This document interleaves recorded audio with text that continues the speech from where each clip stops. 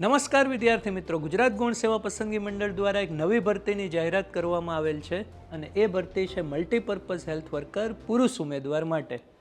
કુલ જગ્યાઓ આવેલી છે 254. ફોર્મ ભરાવાની શરૂઆત થશે 7 માર્ચ 2026થી લઈને 21 માર્ચ 2026 સુધી.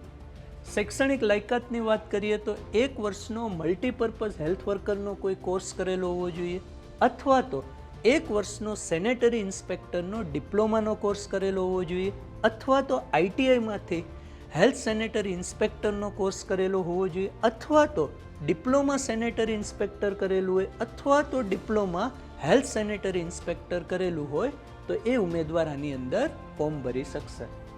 વયમર્યાદાની વાત કરીએ તો ઓછામાં ઓછી 18 વર્ષ અને ઉપલી વયમર્યાદા છે 33 વર્ષ.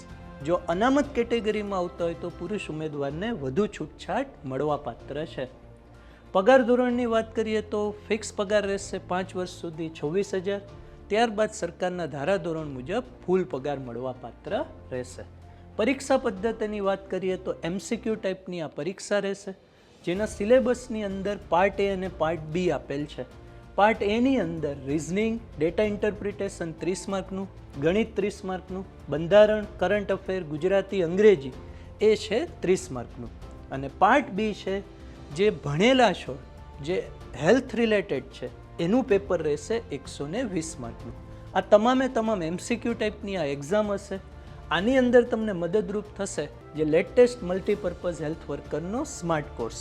3 મહિના માટે 1,999, 6 મહિના માટે 2,999 અને 1 વર્ષ માટે 3,999.